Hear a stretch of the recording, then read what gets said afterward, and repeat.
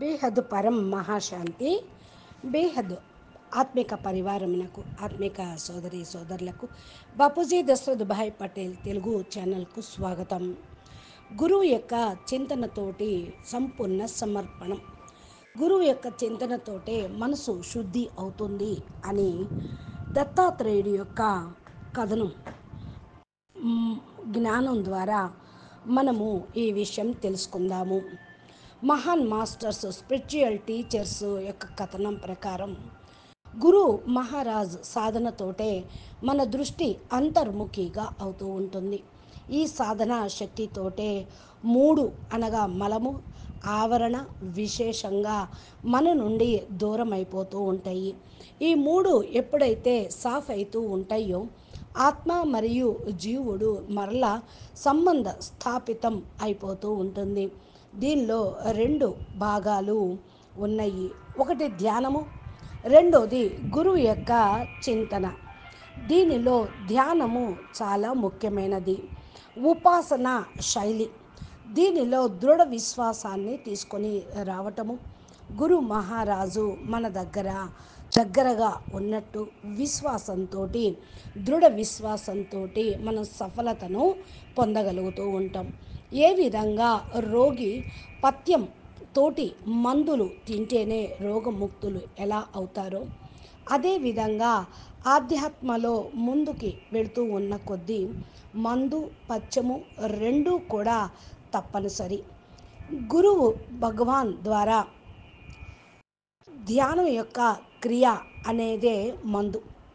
దీన్ని పూర్తిగా లాభాన్ని పొందటమే గురు చింతన చేయటం కూడా చాలా అవసరమే. అంటే ఈ మందుని పూర్తిగా మందు యొక్క లాభాన్ని పొందాలి అంటే గురు చింతన కూడా చాలా అవసరమే.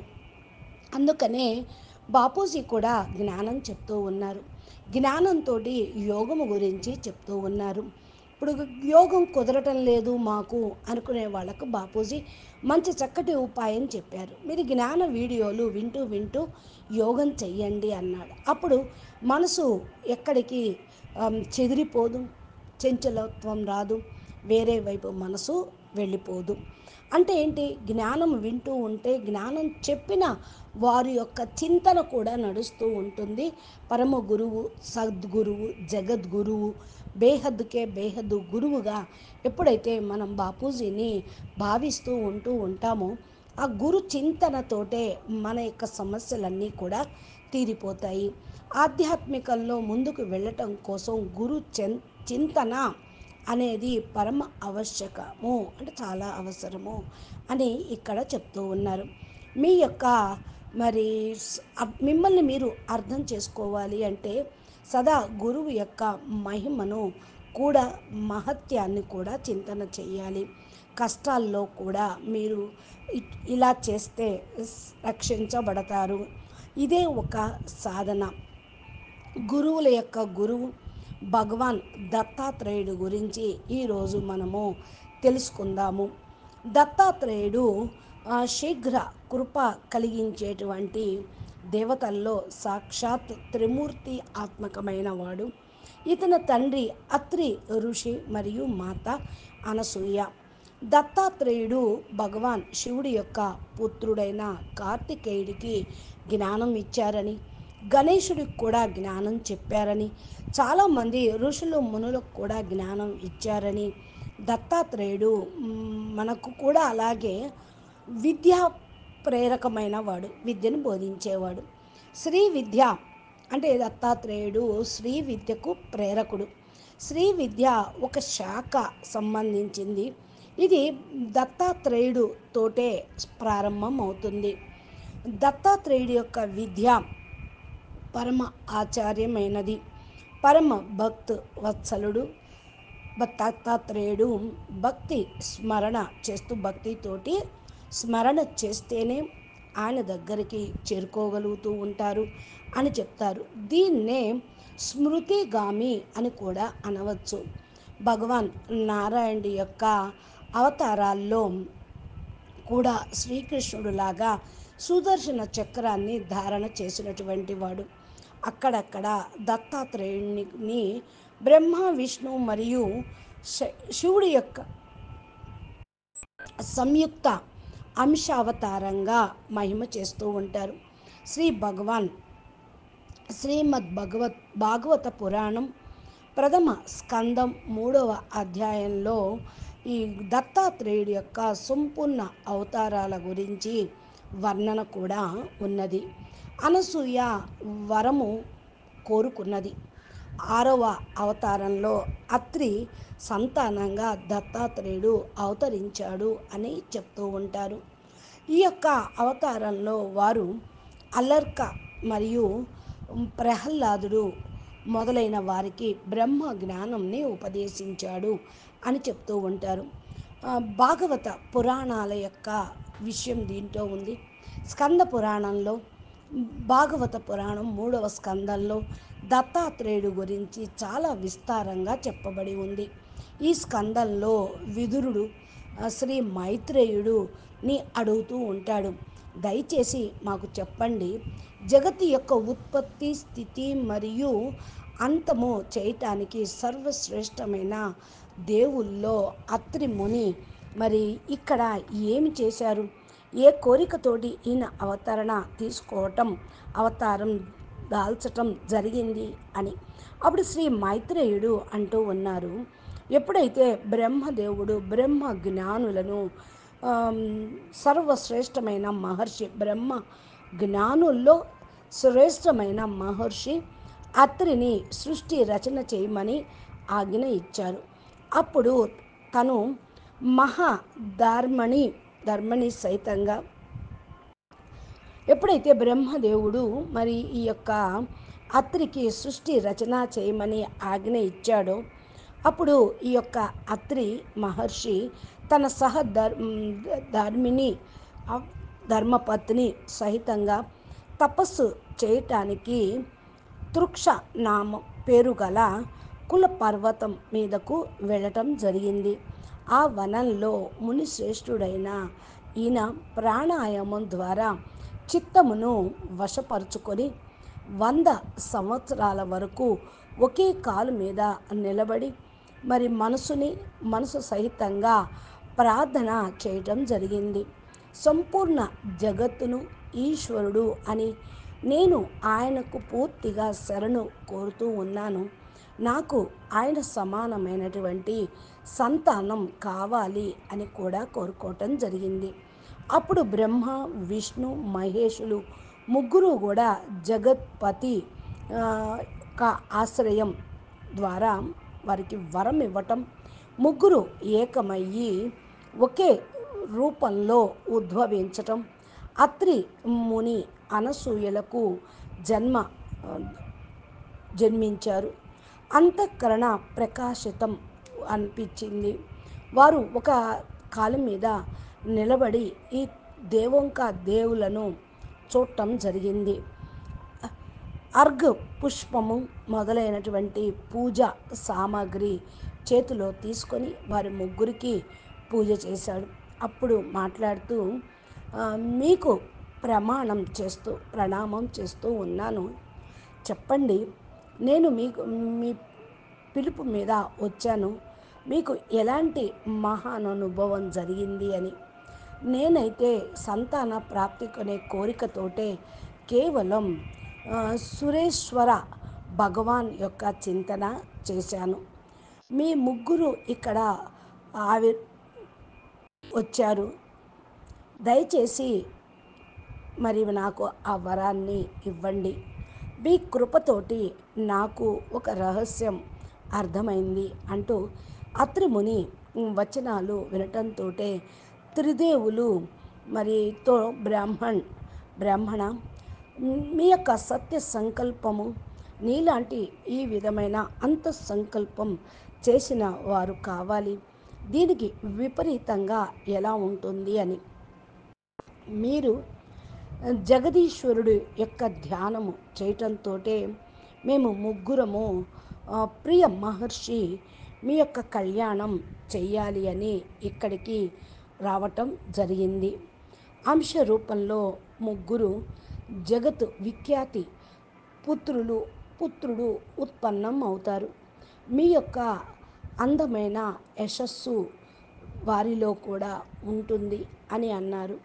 ఈ విధమైనటువంటి వరము ఇవ్వటంతో చూస్తూ ఉండగానే 3 తలలు కలిగిన ఆమ్, బ్రహ్మ అంశతోటి చంద్రుడు, విష్ణు అంశతోటి యోగ వక్త దత్తాత్రేయుడు, మహాదేవుడు అంశతోటి దుర్వాస ఋషి అత్రి పుత్ర రూపంలో ప్రకటితమయ్యారు. చంద్రుడు యోగ వక్త దత్తాత్రేయుడు, దుర్వాస మహర్షి అత్రి పుత్రుల రూపంలో రావటము జరిగింది. ఎప్పుడైతే ఈ రూపంలో ప్రకటితమై వారి జన్మ జరిగి జరిగిందో సంపూర్ణ వృత్తాంతము మనకు ఈ విస్తారంగా మార్కండేయ పురాణంలో లభిస్తుంది. 2 పురాణాల్లో కేవలం వరదానం లభించటంలో కొద్దిగా తేడా ఉండి ఉండవచ్చు. కానీ కల్పభేదము కారణం వల్ల మార్కండేయ పురాణం అనుసారంగా దేవతలు ఒక మహాన్ కార్యక్రమం చేయటానికే దేవులందరూ కలిసి వరం ఇవ్వటం జరిగింది. తమ యొక్క ఇచ్ఛానుసారంగా వరాన్ని కోరుకున్నారు. అప్పుడు అనసూయ చెప్పడం ఏమన్నారంటే, పితామహ దేవత మనుషులు దేవతలు నాకు వరం ఇవ్వాలనుకుంటే బ్రహ్మ విష్ణు శివ్ ముగ్గురు కలిసి పుత్రులుగా అనబడాలి. నేను పతి సహితంగా యోగంని ప్రాప్తి పొందాను, కైలాసం నుండి ముక్తి పొందాను అని అనటం జరిగింది. అంటే ఈ ప్రాప్తి యోగంతో క్లేశాల నుండి కూడా ముక్తి పొందాను, విషయ వికారాల నుండి ముక్తి పొందాను అని చెప్పడం జరిగింది. ఈ మాట వినటంతో బ్రహ్మ విష్ణు శివులు మొదలైనటువంటి త్రిదేవులు ఏకముక్తంగా మీ మీ స్థానాలపైనకు వెళ్ళండి. చాలా కొద్ది సమయం గడవటంతో అత్రి మరియు వారి యొక్క పత్నికి ఇక్కడ సర్వప్రథం బ్రహ్మ తేజస్సుతోటి రజోగుణ యుక్తమైనటువంటి ఫస్ట్ పుత్రుడు కలిగాడు. ఆయన్నే సోముడు అనటము.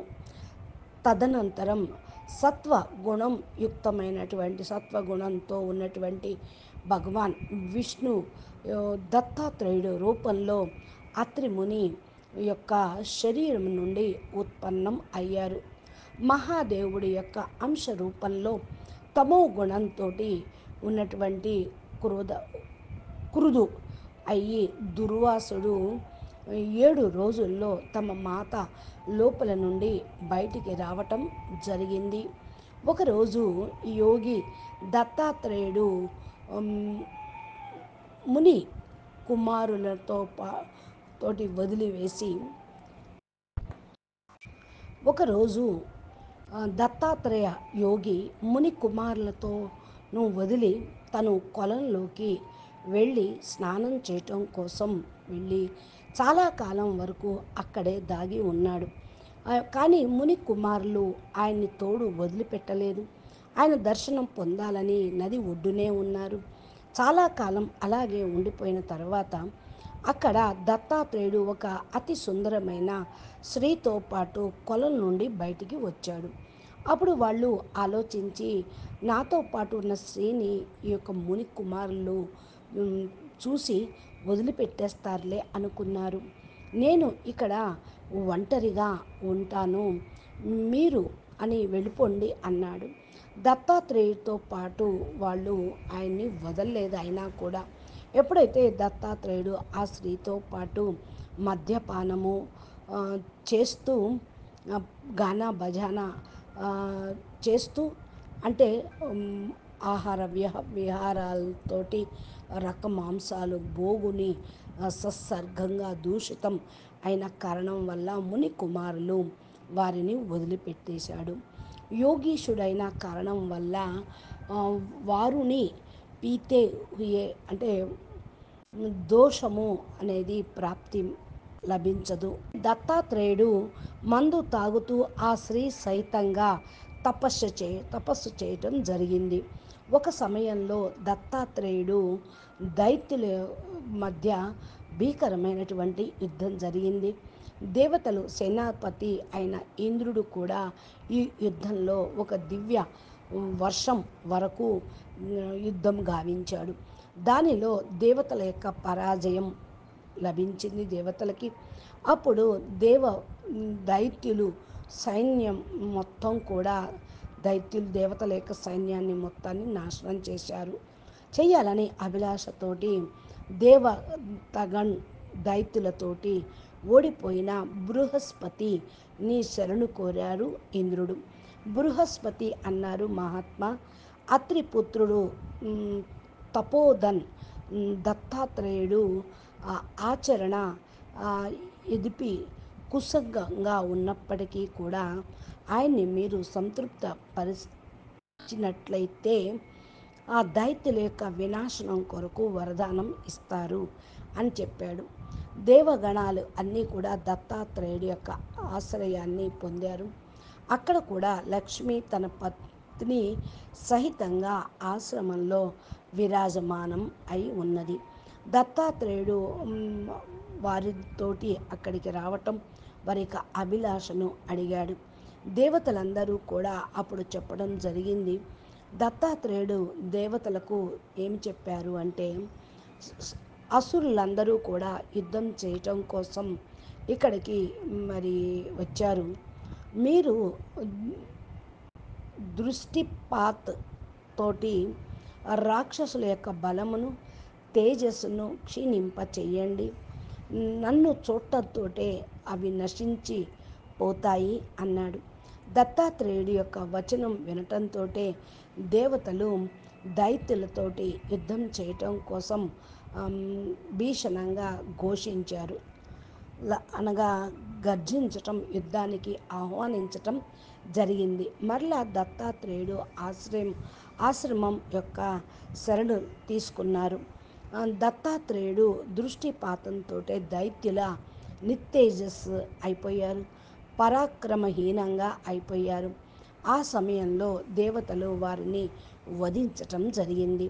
దత్తాత్రేయుడి యొక్క పేరు మీద దత్ సంప్రదాయం దక్షిణ భారతదేశంలో ప్రసిద్ధి చెందింది. ఇక్కడ ఏదైతే ఈ రోజుల్లో మరి సనాతన ధర్మం మార్గదర్శన అంటూ ప్రచారం యూట్యూబ్లో చేస్తూ ఉన్నారు. తమ సనాతన అధ్యయనం అనుసారంగా దత్తాత్రేయుడు కూడా ఈరోజు వర్తమాన సమయంలో మహారాష్ట్రలో ప్రసిద్ధి చెందిన క్రమానుసారంగా ప్రొద్దున సమయము ఒక స్థానంలోకి వెళుతూ ఉంటారు. మధ్యాహ్నం భిక్ష ఎక్కడో అక్కడ తీసుకుంటూ ఉంటారు. రాత్రి నిద్ర పోవటం వేరే చోట. ఇలాగా దత్తాత్రేయుడు మరి చాలా కథలు సంబంధించినటువంటి దత్తాత్రేయుడు సంబంధించిన చాలా కథలు మనకు భాగవత పురాణంలోను, మార్కండేయ పురాణంలోను, బ్రహ్మాండ పురాణంలోనూ దొరుకుతూ ఉంటాయి. దీనితో పాటు 4 కుక్కలను, ఒక ఆవు సహితంగా ఆయన ఉన్నట్టు చిత్రం కూడా మనకు కనపడుతూ ఉంటుంది. మనము సనాతన ధర్మానికి గ్రహించే తత్వం ఉన్నప్పుడే వీటి యొక్క 4 వేదాలు, 4 కుక్కలు అంటే 4 వేదాలకు ప్రతీకగా, మరి గోవు అంటే ప్రకృతికి ప్రతీకగా దీన్ని చెప్తూ ఉంటూ ఉంటారు. కాబట్టి ఎవరైతే మంచి మాట అంటారో, ప్రపంచము ఆలోచన సహితంగా నిర్విచారంగా ఉంటుంది. ఆధ్యాత్మికంగా మనము మరి నిర్విచారంగా అయితేనే గురు శక్తితోటి మన అంతఃకరణలో నిండిపోతూ ఉంటుంది, క్లీన్ అయిపోతూ ఉంటుంది. ఆయన దయతోటే ఆధ్యాత్మిక మార్గంలో కూడా ప్రయాణం అవటానికి మనకు సహయోగం లభిస్తూ ఉంటుంది. ఇక్కడ ముఖ్యమైనటువంటి ప్రశ్న ఏంటి అంటే, నిర్విచారి ఆలోచన అంటే నిస్సంకల్ప స్థితి ఎలా లభిస్తుంది అని. దీని గురించినటువంటి వివరం మనం నెక్స్ట్ ఆడియోలో అనంతభాయ్ ద్వారా తెలుసుకుందాము తెలుగులో. అచ్చా, పరం శాంతి, నమస్తే, ధన్యవాదాలు. बेहद के बेहद परम परम परम మహాశాంతి హై మహాశాంతి హై మహాశాంతి హై. బాపూజీ దశరథ్ భాయ్ పటేల్ తెలుగు ఛానల్లో బాపూజీ ఏదైతే చక్కటి మరి వేదశాస్త్రాలు ఉపనిషత్తుల సారము సృష్టి ఆది మధ్య రహస్యాలు చెప్తూ ఉన్నారో దాన్ని మీరు వినాలి, తెలుసుకోవాలి అంటే మా తెలుగు ఛానల్ని సబ్స్క్రైబ్ చేసి గంట సింబల్ని ప్రెస్ చేస్తే నోటిఫికేషన్ రూపంలో మీకు లభిస్తూ ఉంటాయి. మీరు తప్పకుండా ఆధ్యాత్మిక మార్గంలో గురువు యొక్క చింతనతోటి అంతఃకరణ శుద్ధితోటి ఉన్నతమైన స్థితిలోకి స్టేజ్లోకి చేరాలని మేము ఆశిస్తూ ఉన్నాము. నమస్తే, ధన్యవాదాలు. పరం మహా శాంతి.